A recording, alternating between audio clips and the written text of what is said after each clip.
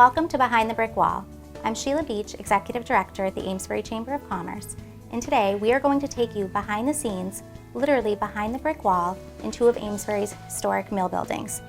Thanks to our partnership with ACTV, we were able to provide this programming with generous sponsorship from Mountaintop Landscaping and Faulkner Commercial Group. Today I'm joined by my co-host, Janet Faulkner. Welcome. Thank you, Sheila. Well, today we have two very different visits. We're going to the Upper Mill Yard, to Mill 2, and we're going to the Industrial Museum, which will be fascinating. And then we're going to 9 Water Street, and we're going to be speaking to Amy Vander Els. She's at the Artist Muse, and that should be so much fun and very interesting. So let's go. All right. Well, good morning, Kelly. Thank you so much for taking the time to spend this time to show us this museum. It's fascinating, and I can't wait to hear all about it. Tell me a little bit about when this opened and what you do here, and then we're going to have a million questions. Sure, yeah. So technically this space opened in 2021, so many Amesbury people might be familiar with the Amesbury Carriage Museum, which has been around since 1986 as an organization, but we never really had a dedicated space. So in around 2019, 2020, the owner of this building that we're in, which is Mill 2, Greg Jardis, kindly donated this space to us. We just had to raise enough money to build out a community museum. So that was a multi-year project, and we were lucky enough to have really good community support, and actually during the pandemic as well, which I know is a challenge for lots of nonprofits.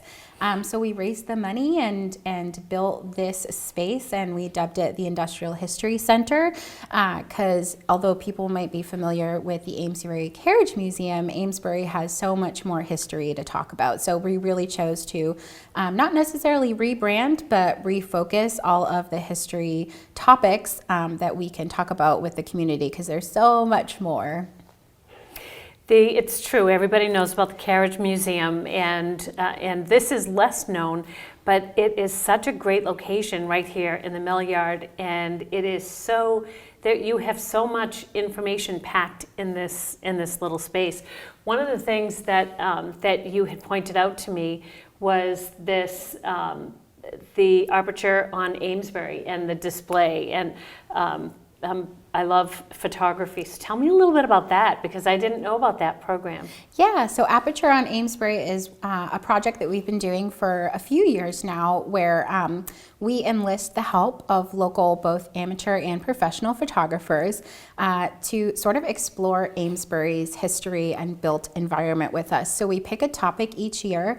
Last year it was Amesbury Then and Now. So we took photographers to different locations around town that had significant change to the historic landscape, and taught them about, what might have occurred there, or who might have owned that building, or particular, carriage or automobile made there. And then we sort of turned the photographers loose to use their creativity to sort of capture the space as a visitor to that space. So it's a project that we've had sold out each year. We keep it kind of small, so because we get a lot of photos from it. This year, 2023, the topic was the automobile landscape, which was actually also the topic of a walking tour we debuted. So most people know Amesbury, Carriage Town, for the carriage industry.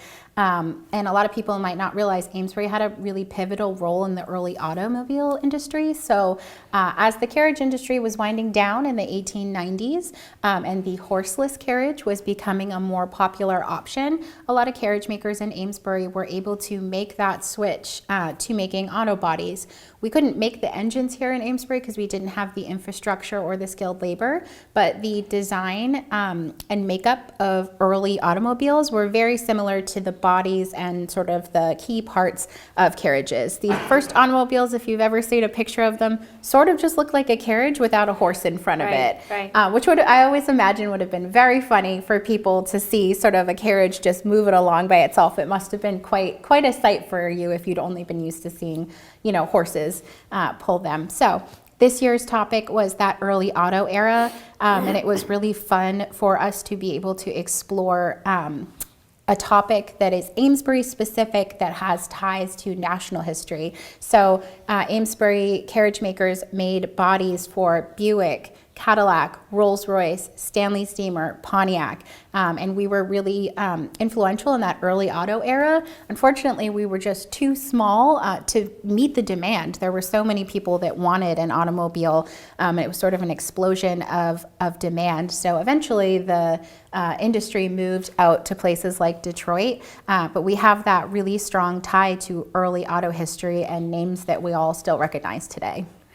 And not only automobiles, but you were showing me that there were bicycles, and you actually have some of the original bicycles, even though that was such a small window of time. So tell us about that. Yeah, so in the 1870s, 1880s, 1890s, people of the past were really interested in transportation. So obviously we had the thriving carriage industry, and it's all sort of happening at the same time, but bicycles came about, and Amesbury particularly had a company called the Eastern Cycle Company, and they were only in business for a year and a half, 1895 to 96-ish. And for the longest time, we didn't think we had a complete surviving example of an Amesbury-made bicycle, because it's the type of thing that you might, throw in your garage or your carriage house and sort of forget about. But in the course of the same month, we had two people approach the museum and let us know that they had them in their barns or in their collection. That's so interesting, within the same month. Yes, it all sort of came together. So we were very excited to see them and to take a look at them. And they're sort of works of art. They have aspects of the Art Nouveau era. We were talking earlier about the lamps that are on the front of them, and the chain guards are very ornate. Some of them are made for ladies, some of them are made for men, and we were also fortunate enough to acquire some items or sort of accessories that you would have for your bicycle. So trouser clips for the men to clip their trousers so they didn't get caught in the bicycle. Little cyclometers so you could tell how far you went, little bike care kits. So all that stuff that we might have today that we think is modern technology, the people of the 1890s were very excited about too. So we didn't think that those bicycles existed anywhere, and they sort of just came to us all at once. Well, you mentioned the lamps on but elaborate on that a little, because that's pretty interesting. Yeah, so carriages had lamps that were attached to the front, much like car headlights, and so similarly, bicycles had lamps if you were going to be bicycling at night or in the evening, and they're very ornate looking, and what surprises most visitors is that they were filled with kerosene and they had a wick. So you would essentially be driving or riding around on your bicycle with a kerosene lit lamp on the front, and I can only assume you would just hope that you didn't crash, because that could get a little dicey. Not the safest. No, but they're actually very pretty. They have different colored faceted glass on them, so I assume we have never lit any of ours just because we're not going to do that, but they probably would have been pretty to see, coming down the street. That's excellent. And then you've got other things here, and we'll get some photos of them, but you've got this example of how the mills were powered by the water of the Powwow River, and I know also there's a photo of a Cadillac that is actually sitting right out here in the mill yard, and people see all these big mills, but it's so great to be able to put it together on all of what was going on here. It's terrific. So tell us a little bit about that, about how they utilize the Powwow River. Yeah, so for as long as people have been, on this continent, they have been drawn to sources of water power. So the first in our area being the indigenous communities who still have a presence here, they were drawn to the Merrimack and the Powwow for transportation, for food resources, obviously for fresh water. So again, since people have been here, they've been drawn to that area. So when the settlers from the Massachusetts Bay Colony determined that this was a good area, they probably took a look at the Powwow and the Merrimack and immediately thought, grist mills and sawmills. So for the earliest people that settled in this area, those were two of the most important resources that they needed. They needed lumber to both build their own buildings and lumber to send back to England because there was a lumber shortage. And we're talking about like the 1630s, 1640s, 1650s. And then a grist mill. So you could grow your wheat, barley, oats, but you still needed to grind it into flour to make it into bread, which was a huge staple of historical people's diets. So those would have been two very important buildings to both find a site for and to build immediately if you're going to settle in a certain area. So our institution has actually done quite a bit of research on the sites of those original sawmills and grist mills. And we know that by about 1700, there are at least 5 sawmills and grist mills right along this section of the powwow. So the demand was there. So we've been using that water power since the beginning. And then a little bit later on, during the Industrial Revolution, as needs changed and technology advanced, mills started to be other types of mills. So oil fulling mills, a nail factory, sort of you name it, anything that could use water power started to pop up around the powwow. And that's because our section of the powwow that runs right through the mill yard here has about 100 feet of natural drop, which is very important. It's not actually the speed of the water, it's the velocity generated by the drop that makes it good for water power. So at the museum here, we talk about all the ways that Amesbury powered its industry, starting with people power, water power, steam power, electricity. So the mills are a really important part of that conversation because this is pre-electricity, and people of the past were not that different than we are today. We're looking for ways to make our lives easier and to not have to do maybe so much hand labor. So for people of the past, the river really represented a source of, untamed power for them, which is why we have so many mills right along the water here. And it's so nice that it's all so accessible here because you can walk right out here, walk across from the parking lot, and you can see the power behind the water coming over that when you're going over that bridge and over that waterfall is just. It's just so spectacular, and it never gets old, right? It doesn't. We go by there all the time, and it's such a beautiful asset to this area. So you've got a big engine over here too, and I know you can't really turn around to see it, but we'll get photos of that as well. So tell us a little bit about that. Of some of the, it's considered modern. Right, that engine that's there. Tell us a little bit about that. Yeah, so there was a period in time where sort of steam power, electricity, and gas power were all sort of vying for precedence in history. So steam engines are something that comes out of water power, and there were big manufacturers of them eventually, but a lot of the first steam engines that were made by small town tinkerers who, you could open a catalog and order yourself a tiny steam engine to put together and figure out how it worked. So eventually, as the demand for power in the mill buildings, especially textile mill buildings, although they're a little bit earlier, the demand for power outpaced what we had for water power here. So as technology advanced, steam power was embraced and eventually electricity came about. So it's sort of a progression over time that happened in a short period of time. So there would have been almost a little bit of each of those types of power going on all at the same time. And it got a little crowded here on the river, especially, during the Industrial Revolution as everybody's vying for a little piece of riverfront to power their various factories. The building that we're in right now, Mill 2, was part of a textile mill complex, which a lot of people know the mills around here, similar to places like Lowell and Lawrence, were generating textiles during the 19th century. So the importance of the textile industry in Amesbury really can't be understated, and we have a really important historical figure associated with the textile industry here in Amesbury. I don't know if you've heard of George McNeil, but George McNeil is considered the father of the 8-hour workday in America. He was a labor rights activist who worked in this very mill complex. Really? And in 1852, he participated in a strike where the textile workers in this building, who were mostly they were men and women. The men walked out on the job because their new factory floor manager wanted to take away their lunch privilege. So we're talking about people that worked from 5 a.m. to 7 p.m. Wow. every day. About 900 people came through the archway out here. And so they walked out, and a 13-year-old George McNeil was amongst the workers that walked out, and that sort of started his career.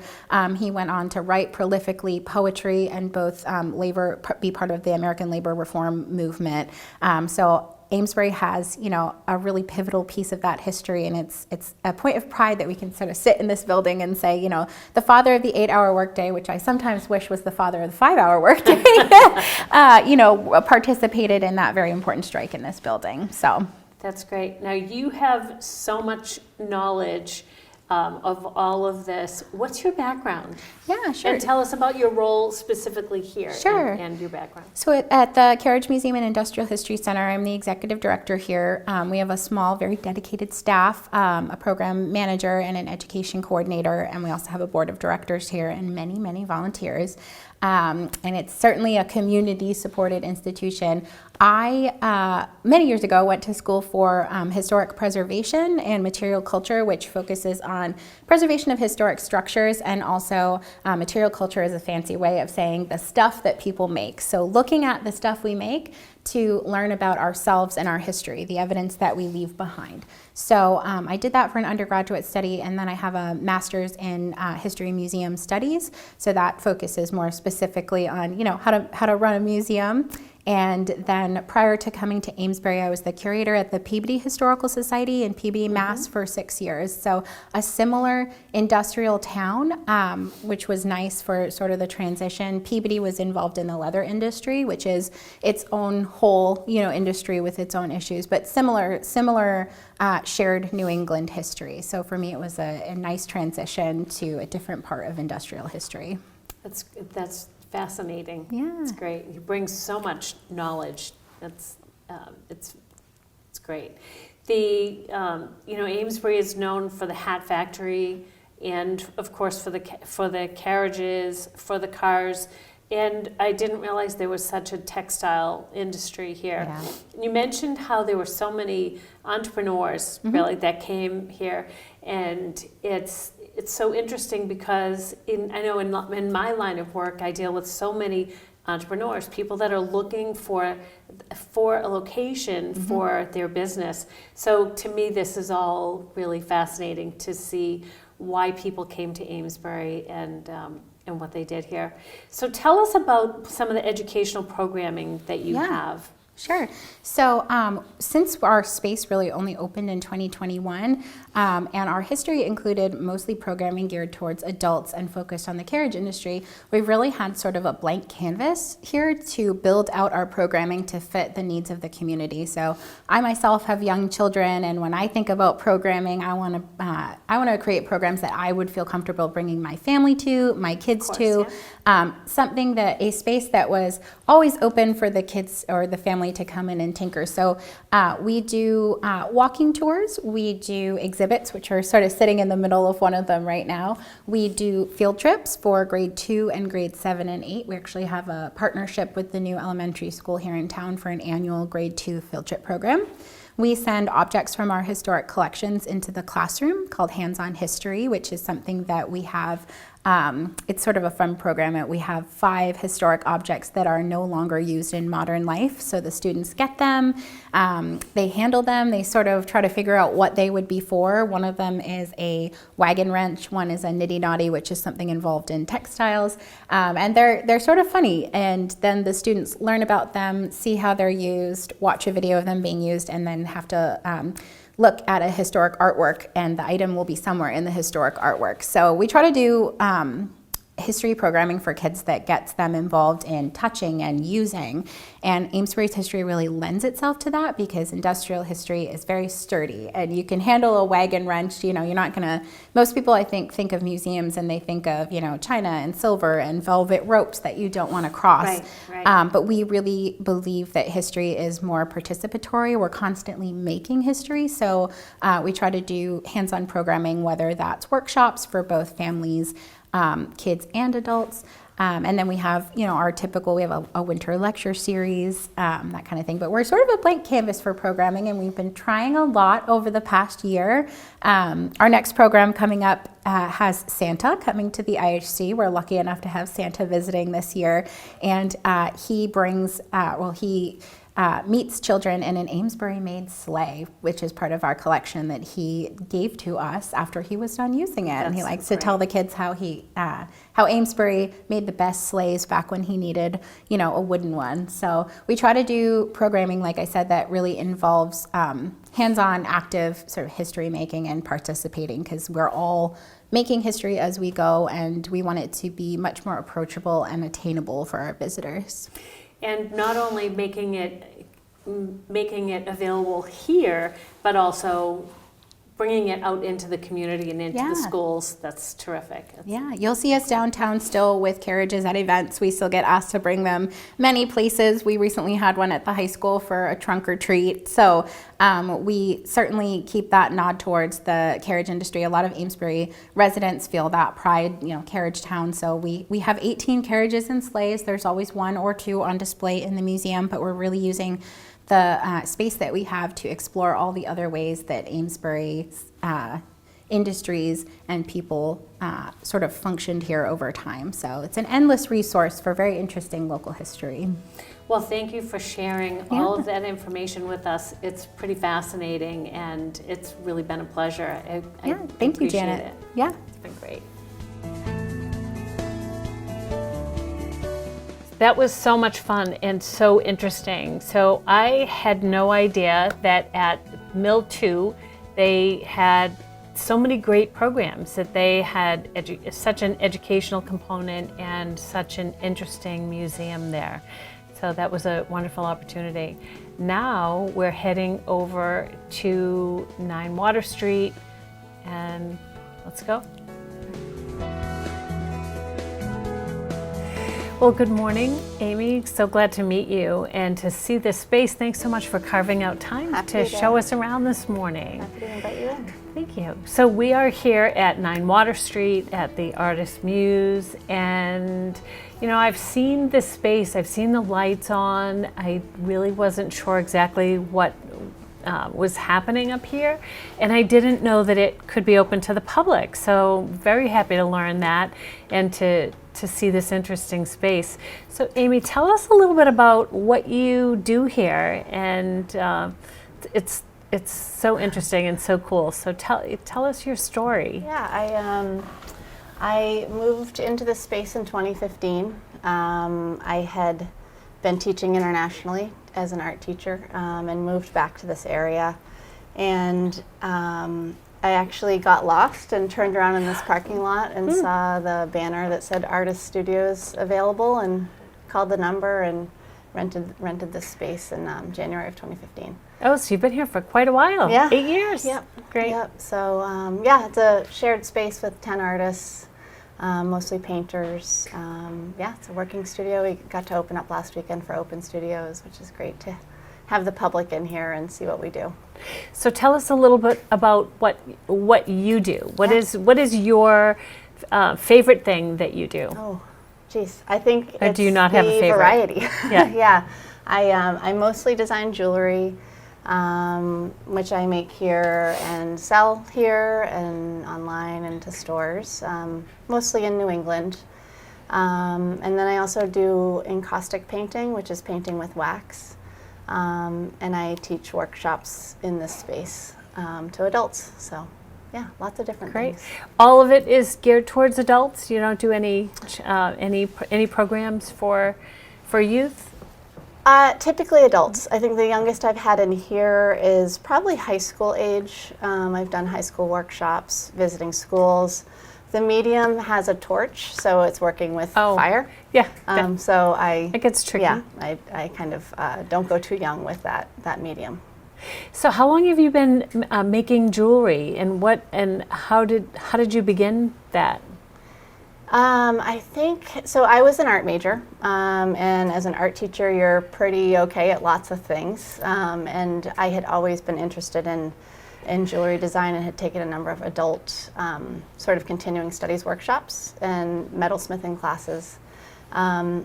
When I stopped teaching in 2014 and started sort of just creating whatever kind of came up, I found a whole bunch of silver that I had stashed away before I had then teaching internationally, and started just making some simple hoops and selling them at markets. And the jewelry really started to become popular, and I started getting into some stores, and just was a very organic start to this part of my life. And I just love it. I think it's, I have lots of different ideas. I feel like I never run out of ideas or things I'm curious about trying. And yeah, it's just something that's been a very organic step in my life. And you create all your jewelry here? Yeah. Do you draw it first? Do you tell us a little bit about that process and how that happens here? Yeah, I think a lot of people do sketch their work. I don't. I sort of sketch with the metal. You know, I'll have an idea in my head and just try to make it come to life. And sometimes it works, and sometimes it doesn't. The way that I've imagined it, I usually, you know, kind of let it percolate and think about something for a while, and then I'll sit and design for a while, and then I'll wear it and see if it kind of isn't annoying and feels okay, and see if I get any compliments, and kind of know I've hit the mark. So. Oh, that's really interesting. Yeah. So you do retail out of here as well, as this is where you design and create and also manufacture? Yeah. Yeah. So I do sell out of here. I usually put a little flag that has my A logo on outside when I get here, so people in the town know that I'm here. And some people just make appointments and come by and do a little shopping day.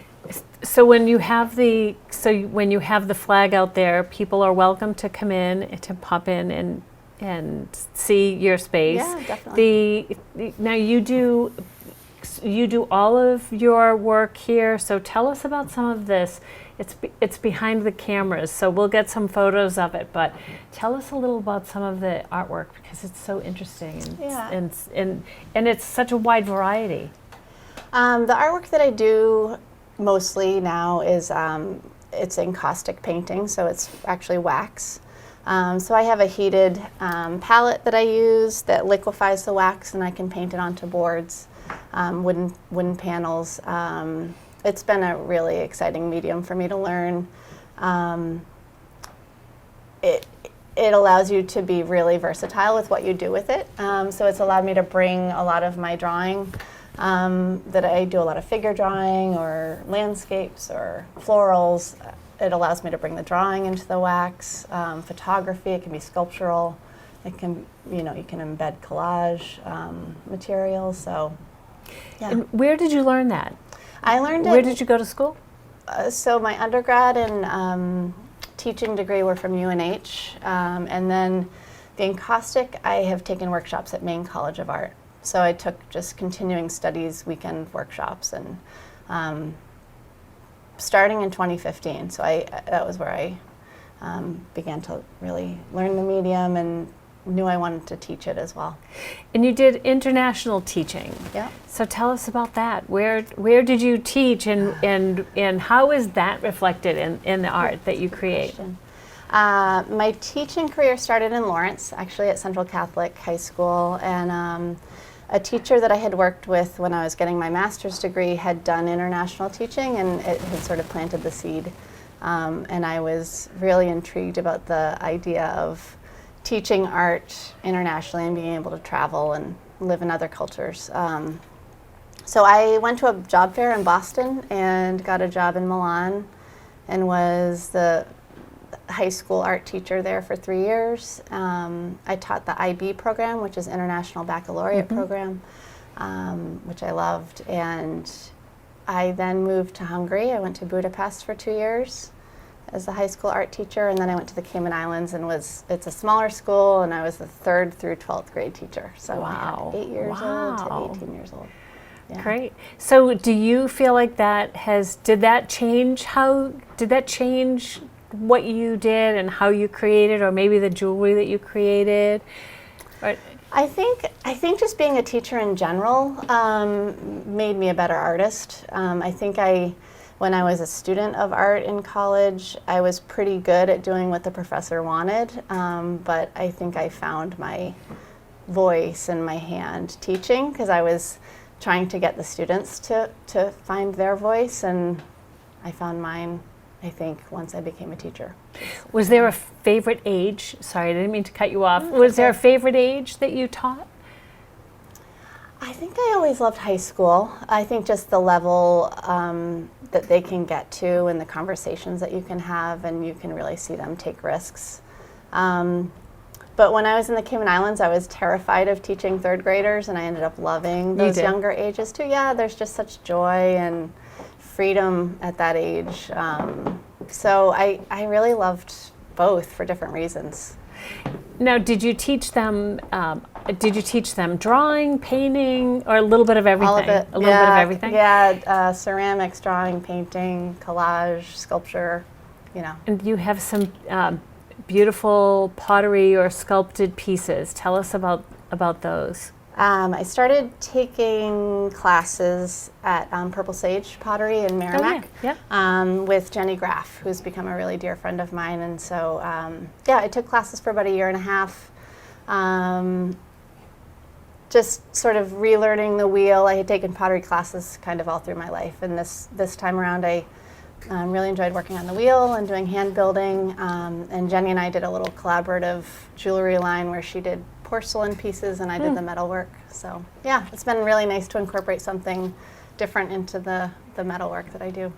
Do you sell your jewelry in any of the local stores? Yeah, Wild Dove in town, Valerie's Gallery in Newburyport, and then like 3S in Portsmouth and Taylor Mac in Kittery. So, and then it kind of go up to about Freeport and down Cambridge, I think. Wow, so, great. Yeah.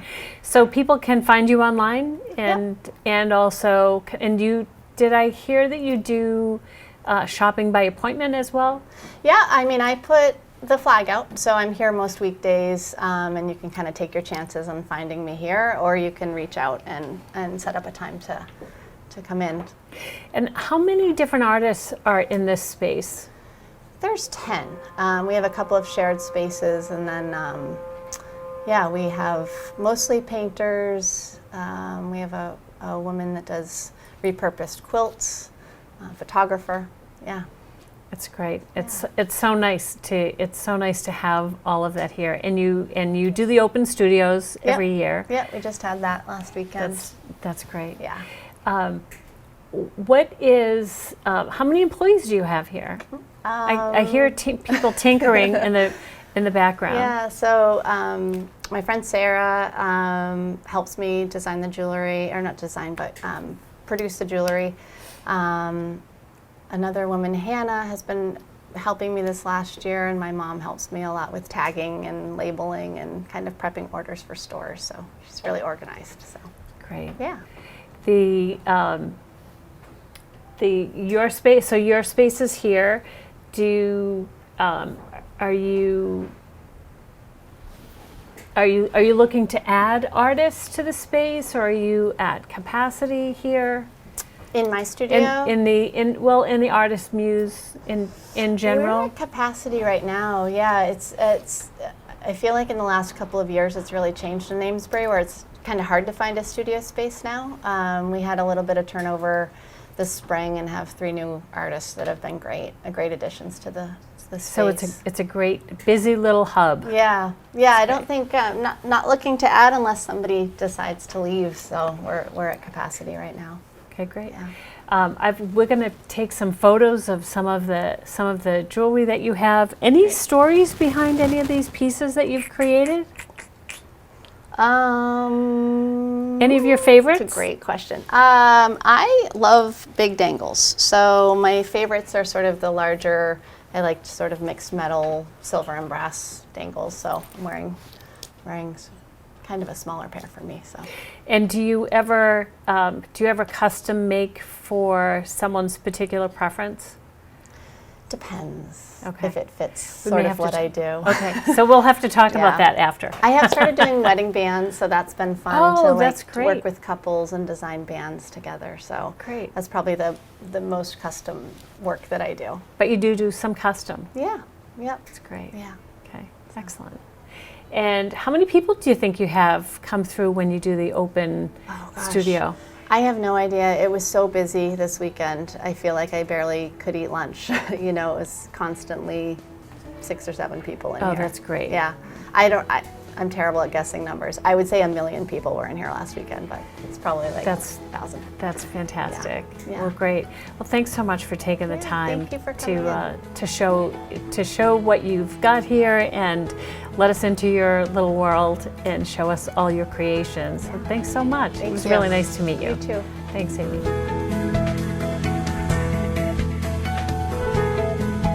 Well, that was so much fun and so informative. I learned so much about the Industrial Museum in the Upper Mill Yard. Kelly did a wonderful job explaining what they do and what they have to offer. And it's such a wonderful nonprofit, so that was such a great choice.